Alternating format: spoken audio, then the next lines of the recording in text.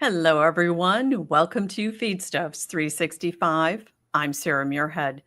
With us today is meteorologist Greg Soulje, and we're here with a look at what's ahead for this planting season on into the summer. Welcome, Greg. Great to have you with us. Well, thank you, Sarah. Always a pleasure to get together here with you on these longer broadcasts. And yeah, we're going to take a look at the spring planting season, which has already been for some areas in the Ohio Valley and the deep south kind of problematic. Others have made progress.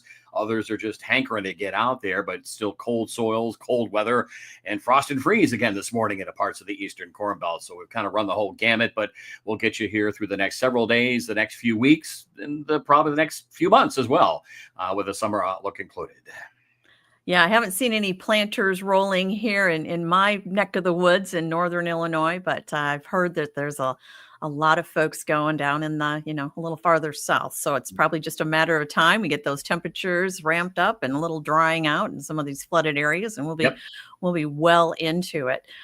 Before we get going, Greg, I want to remind those folks that are joining us, if you have any questions, please post those there in the chat. If you're joining us from social media, you can post those in your social channels as well. So, Greg, your slides are up.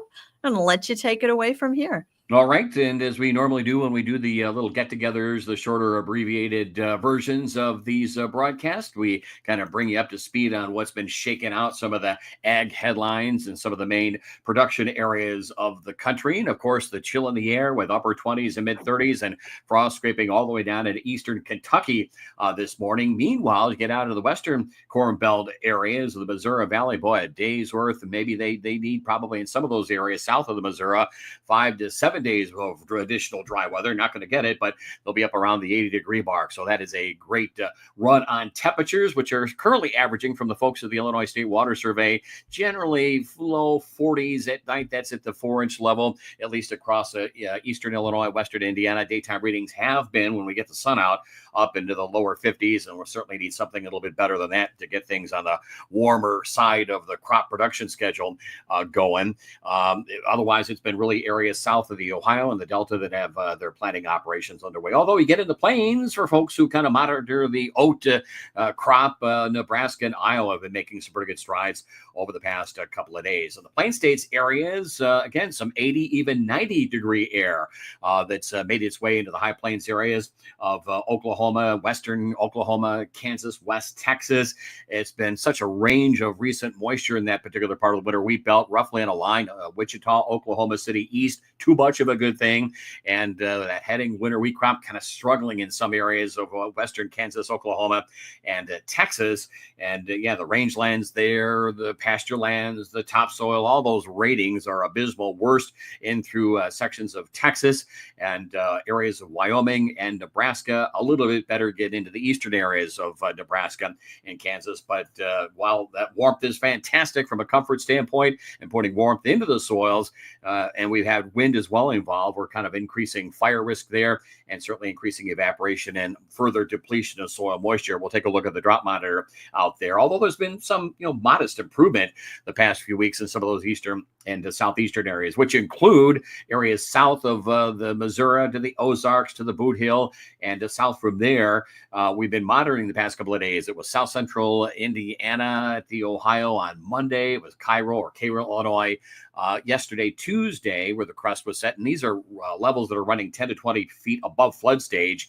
And it continues into areas of northeastern and eastern Arkansas with levels at about 7 feet above flood stage right now. And you can clearly see the flooding on a visible satellite picture, which is right here in front of me, where grounds have been washed out or there's no greenery left. And even a black and white satellite picture, you can easily see where there's been standing water from the Missouri Boot Hill down into the northeastern part of Louisiana, including western Mississippi. Unfortunately, and we'll talk about this coming up a little bit later on, there is another long-term frequent wet weather pattern evolving in that particular part of the country. That's another perspective. Next 5 days is where you see the shading of red, where there is ongoing or significant flooding. And in the next 5 to 7 days, that flood area will work southward into those orange areas of western and at least the western and southwestern sections of Mississippi. Again, generally improved, but again, soils are wet into the Ohio Valley reaches of Indiana as well as Ohio. Fire threat is back into play on some of that 90-degree air and southerly winds to 30 miles an hour in some of the dry, parched areas of Arizona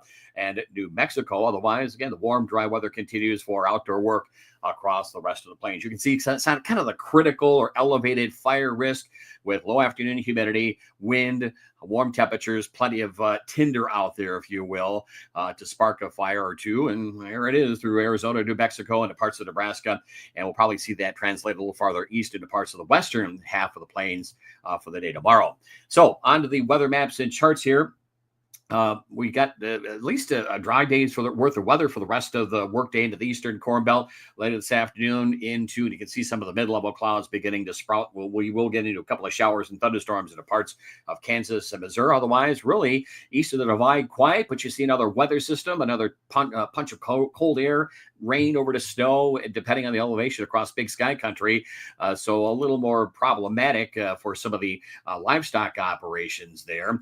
Can see a warm front developing and its move for Wednesday night and into Thursday. That warm front, that hatched area of red circles out of Iowa and Missouri, sprouts showers and thunderstorms into the Mississippi Valley, a little north of some of the worst at least flooded out areas. But here we go into chasing dry hours, dry days around the outbreaks of showers and thunderstorms. So they're in the central Corn Belt. You can see the snow flying through Big Sky. Wyoming snow levels are going to fall probably to about 2,000 or 3,000 feet. So that will impact with time some livestock operations as some of that works into the Black Hills, Nebraska Panhandle, and across the rest of Dakota. So we're not done with the cold air source. It's not punching as far south as recent storms. And there is a pretty impressive Thursday night going into Friday weather map with south winds and showers and thunderstorms shifting into the upper Midwest, where there's still some dryness and drought related issues through Minnesota, Wisconsin, still some snow melt going on. We had a few inches of accumulating snow in upper Michigan earlier in the week. So that continues on, as well as the north wind, the drop in temperature, and the rain shifting over to snow across Nebraska and the western Dakotas. And there is the Friday afternoon and evening charts with a nice warm day here in parts of Illinois and points on southward, maybe some 80-degree warmth for at least tomorrow to just about almost I-80 or a little south of there. And the rain through the Great Lakes region, the rain has shifted over to snow, and it's another rude awakening for some of the livestock operations in the northern and central plains later in the day on Friday. Got severe weather potential, just a slight risk. That is category 2 out of 5, not like we've had the recent enhanced and moderate and high risk storm outbreaks from a couple of weeks ago. But keep an eye on things tomorrow afternoon as we move in through sections of Iowa and by Friday across a good part of the central and southwestern Corn Belt locale. So maybe a requirement for a weather watch or two. And there's still snow, and I know it's almost May, but cold air masses migrate to cold grounds. The highs, if you will, that come out of the Canadian Northwest Territories will tend to intensify and build a little farther south when you've got snow on the ground or cold soaked grounds. And the snow is still bountiful upper Michigan, north of Sault Ste. Marie, north of the St. Lawrence. So again, a little even late for those folks to have that degree of snowfall on the ground. So that is a mechanism of which that will kind of help to breed these, with time, outbreaks of cold air across the northern and eastern parts of the country. Quick look at the drought monitor from a month ago when we got together.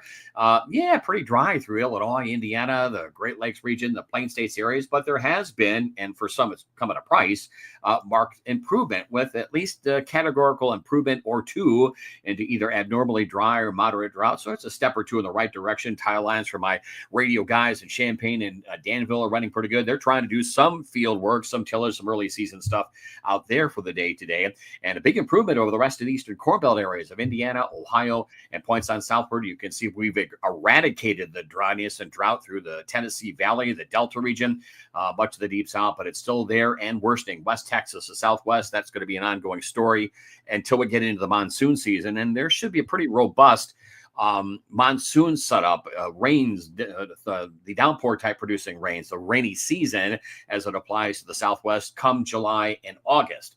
when that happens, that's usually a trip off that we've got some issues across the heartland regarding heat and dry weather. So improvement, we think, but there'll be runoff in the southwest. You can see the drought pattern, which should show improvement with time over the northern and central plains.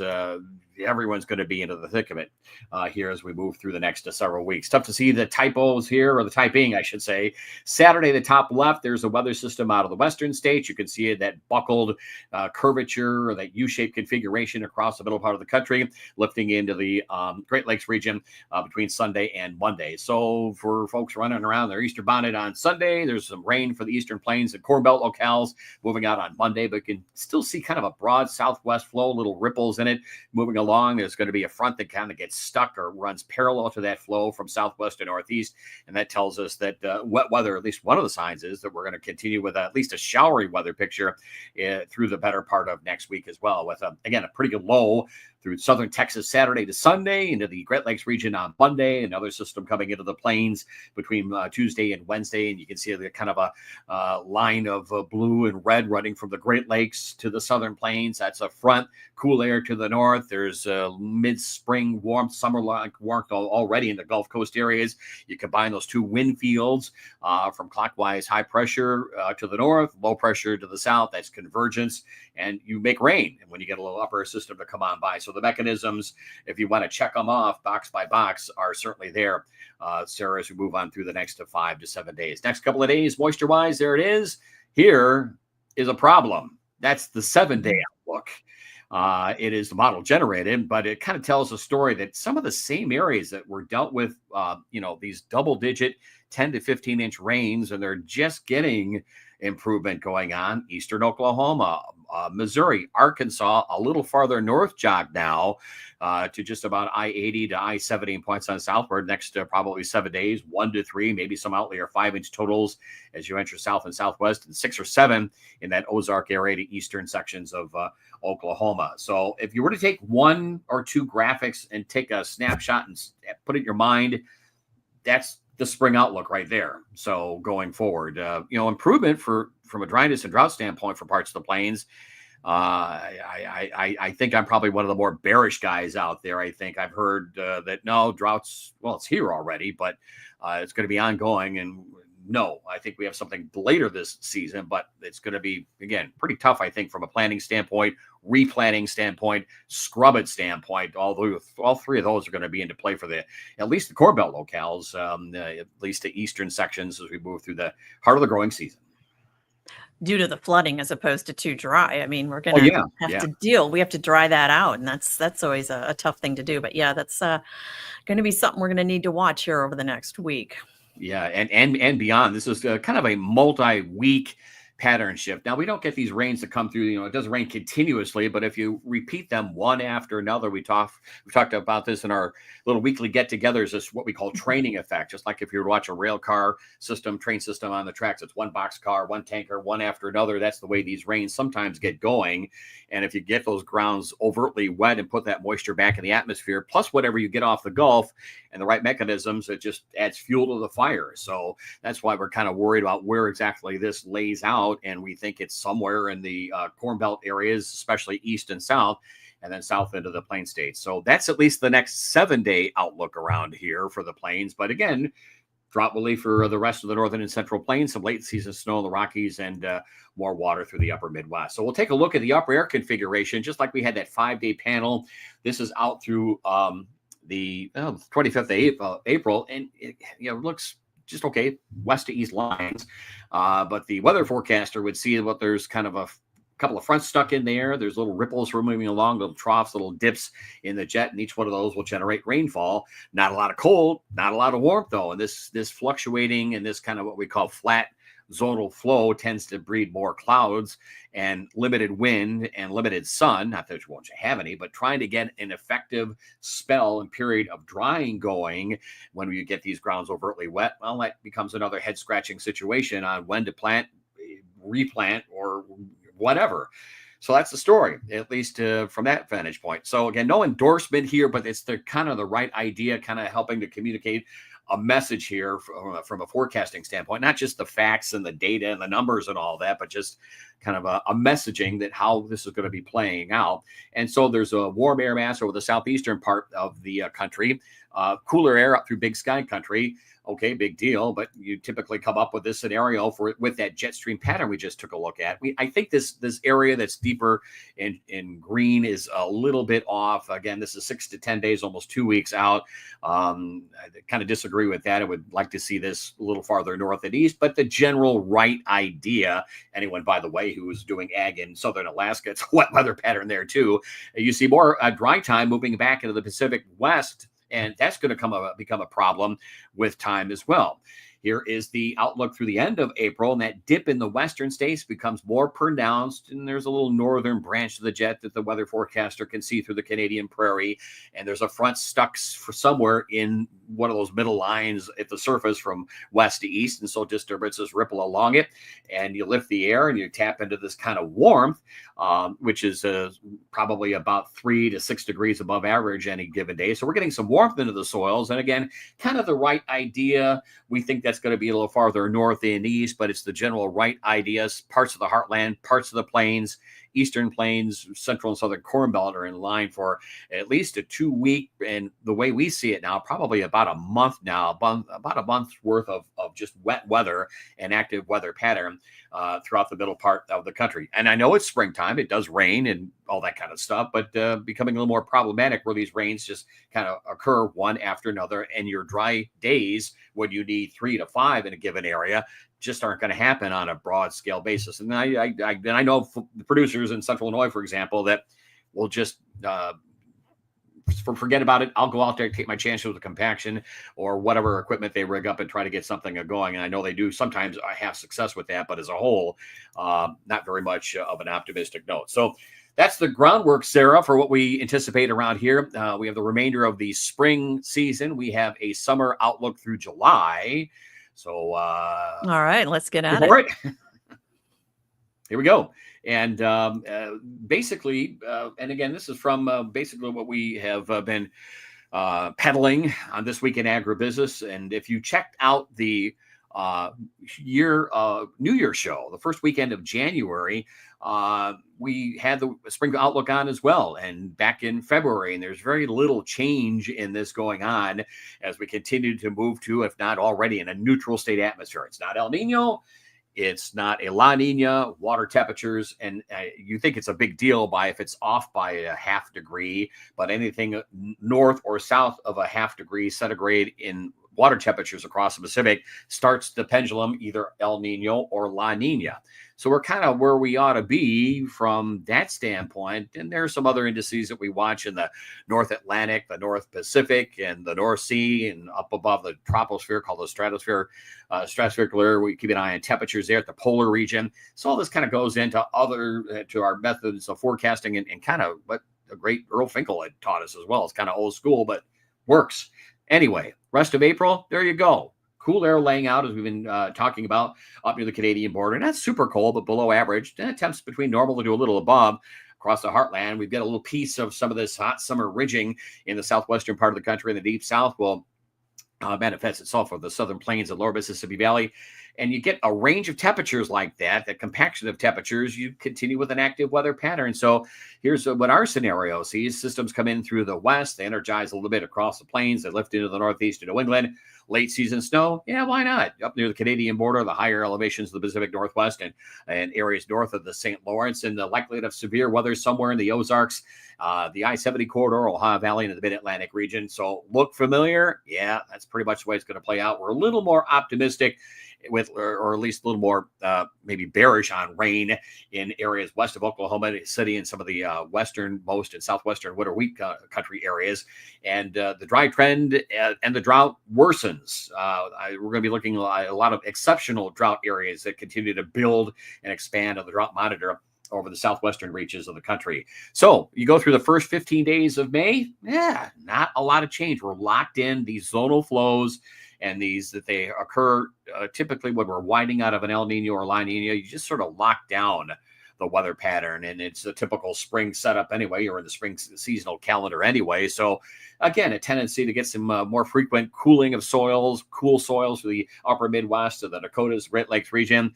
Not much opportunity for fantastic emergence. If you can get into the fields between the rains, things will pop pretty quickly, but temps are going to vary a lot through the central plains of the Corn Belt locales. And there's some of that 90 to 95 local 100-degree air. We've had that already in Death Valley, the Imperial Valley, mid-90s in West Texas a few days ago. So the heat ridge is there, and it continues to bake away in the southwestern states. The neutral state is there. It's not like throwing a switch where we go from El Nino to a La Nina to a neutral state. It takes typically 3, sometimes as much as 6 months to get locked into position.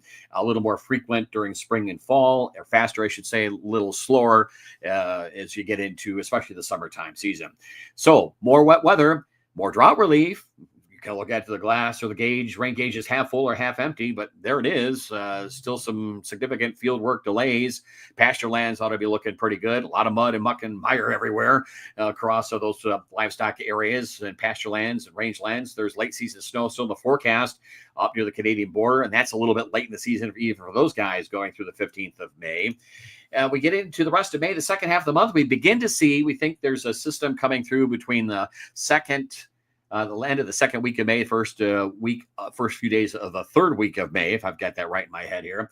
And we do see a pendulum shift here with a somewhat drier air mass trying to establish itself, attempting to, over the northern and western sections of the Corn Belt. Some maybe frost potential as well into parts of the far eastern Corn Belt. A little bit late in the calendar for that, especially as it applies to maybe northern Indiana and Ohio. But look at the ridge building across the western reaches of the country, or the warmth, if you will, with that's 90-degree air across the Four Corners, the Intermountain West, frequent upper 80s, low 90s, as you would expect, and then some over the southern states. So if they can get bailed out and get some drier weather down there, or better conditions for field work, things will hop off pretty quickly, quite nicely. And we begin to take on kind of a different feel, a different way that the rains materialize over the second half of the May.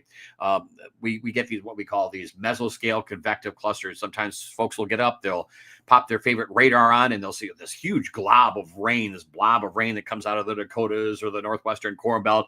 And by the time you get to maybe Chicago or Indianapolis or Champaign, it's down to a half dozen drops of rain, and that's it. So these clusters, if you will begin to tell the story of moisture through the Dakotas, the upper Midwest, still impacting. It just comes in a different direction and a different mechanism to make it. It's still a wetter pattern in the northern and eastern Corn Belt locales, complete with severe weather, as you would expect for the second half of May. Expanding dry time. Good news for some areas of the southern plains and the Delta, lower Mississippi Valley. It's going to be a headline-making story in the southwestern states. I'm telling you that now as we get into the rest of spring and the summertime season. And the last couple of week to 10 days, the last couple of weeks of springtime, first half of June, temps about normal. The warmth is where it needs to be. The cool air source is still there through the northeastern part of the country.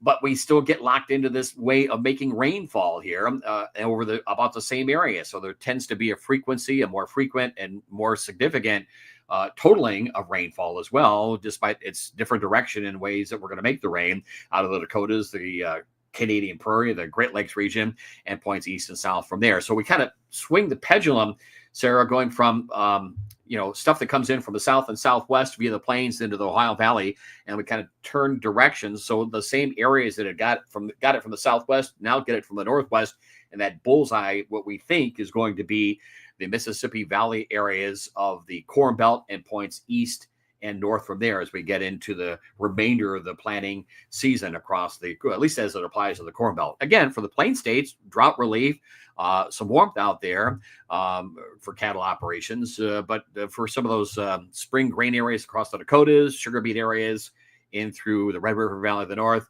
and points east from there, I don't know, it doesn't look to be very optimistic from our standpoint. As we look to get into the summer here, Greg, I'm hearing a little bit of talk perhaps about El Nino, and of course, you and I have been talking about drought for quite Yeah. some time. So I Yep. think that's still in your forecast. Why don't you Absolutely. Absolutely. We'll walk take a us look. through that? Yeah, we'll take a look at that, and it's more than 10% more than a coin toss. I've kind of heard around the grapevine of something at maybe a 60% likelihood when we're kind of already in a drought in the eastern Corn Belt. It's obviously dominant in the plains and western sections, but I think we're a little more. I think the term would be bullish, as in we're going to see it. It's going to worsen, and there will be an area of the eastern Corn Belt that goes from the rains are on, you throw the switch, the rains are off, and you start wondering what happened, where'd they go. That's kind of the way it plays out. But here it is. This is the rest of June. This is the second half of June. There's that hot ridge. El Nino develops, okay? And we think it will be something that plays out through the remainder, at least of summer, much of summer, into early autumn. So that same configuration is there. And when you get an El Nino, it kind of slows the whole movement and intensifies. The wave pattern becomes more up and down, if you will, very much a trough ridge, and where things lock down and the steering currents tend to weaken anyway in the summertime. It's tough to get major pattern shifts as a whole in the summer season to completely change or reverse themselves. Then you throw in an El Nino, then you throw in that we've got an ongoing drought pattern still, an intensifying one in the southwest and southern plains. Dry weather begets a dry weather pattern. The drought feeds upon itself, same as it applies to wetter weather, unless you can get a change of direction on how you're making rainfall. And that usually that northwest to southeast change, or at least orientation to rains, is a way to wind out of a wetter weather pattern into a drier one. So here's the story. We've still got something in the northern and eastern Corn Belt to deal with the second half of June from a planting and growing standpoint, probably from about Champaign, Springfield, the Quad Cities, north and east. Might be a little bit pessimistic, but there's not a lot from the way we generate the forecast want us to think of anything to that. But we see the dryness, the drought re-emerging, reestablishing itself, some improvement, giving way to the same issues expanding again with the desert southwest, southern plains up to the Black Hills and points on westward. Wet weather continues over the eastern part of the country. Headlines for July. That will take us through the rest of the summer, at least as because it'll be make or break by then. There's the heat, and we see a good old fashioned extended multi-week. We'll get some breaks in it, but the heat is going to be the story. Des Moines, the Quad Cities, the Black Hills, back to the Intermountain West, down into the Southern Plains. That's a lot of 90, 95, 100 degree heat. It's a weak El Nino deposition, the warmth through the west, and the warmth begins finally. And this could be welcome news for some if you get your cards to play out right, the planning to work out right, luck of the draw, whatever, or just have the right ways to manage this season. The warmth will be a great news for some of these Eastern Corn Belt locales, and for some, this story is good. The Eastern Corn Belt areas of Wisconsin, Illinois, Indiana, where rains wind down, extended spells of a drier time. Now you got to worry about root development, standing water, wet fields, tile lines, all that kind of stuff. But some of this heat and the dry spell would be of better news. It's the problem as you get west of the Mississippi, despite what will be some drought improvement, we will quickly worsen that story into the northern and central plains and southwestern Corn Belt. And yeah, there's a drought going on, and yeah, there's going to be above average rainfall. This is what we were talking about. This is the monsoon rainy season setting up, which should be pretty robust. I think there'll be stories about flash flooding and all that kind of stuff, and mudslides and washout and all that into Arizona, New Mexico, parts of the Four Corners. When you get that going and you can propagate that hot ridge into the plains, those folks in the Southwest get moisture off the Gulf, Baja, and the Pacific. And we sit here holding the rain gauge, trying to figure out whether we dump the spiders out or not. So that's the story, Sarah, I think, going forward here for the next couple of months, 2 or 3, 4 months. Same that we'll continue to update on the radio and This Week in Agribusiness, our get-togethers a couple of times during the course of the week as well. So very much character building. If you get the window and you know the back 40 and you've seen this before in your farming and production career, don't listen to me. Just go out and do what you think you can get done, because I think it's going to be pretty tough on this wet weather pattern for many areas. For some, it'll be relief. Others, not so good. Others may not plant. They'll try it a couple of times and call it a year. Some may be right on the cusp of a perfect setup, rain, heat, but then the mid to late summertime season will be absent probably of any organized rains. We haven't put together the tropical update. We'll try to or outlook for the hurricane season. We'll try to get that ready when we get together in the month of May. You think it's significant enough that we might see some, drop in production in terms of, availability of corn and beans going I into harvest season? Is it Yep. we're really talking that here? Yeah, I wouldn't have an acreage number in mind, but I would think Mhm. it would be enough to impact away from all the other stuff going on in the economics of the world. I would think there'll be some production loss areas that we tried a couple of times, can't do it, and that's just it. It's mid-June, forget it. That will be some stories that we'll have to keep an eye out for coming out of the eastern and southern Corn Belt down into Missouri. Other areas of the western Corn Belt are probably a little more optimistic, but then you got to worry about the lack of rain into pollination and tasseling stage corn and flowering and potting soybeans as we get into later July and August out there. So one thing or another, there'll be a couple of spots that get it perfect, but yeah, I think there'll be some production loss areas this season.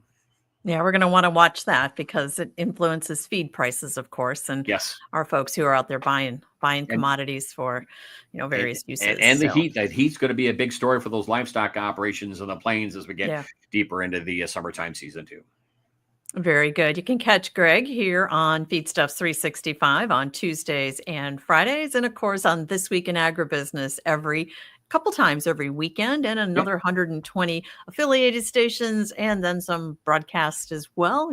Greg's everywhere, but really good stuff, and we really appreciate you, Greg, coming on and sharing your forecast and your insight with us. Well, thank you, Sarah. Always a pleasure to get together with you out there. And whatever you do, just remember, I know it's not October, safety month, but remember safety first.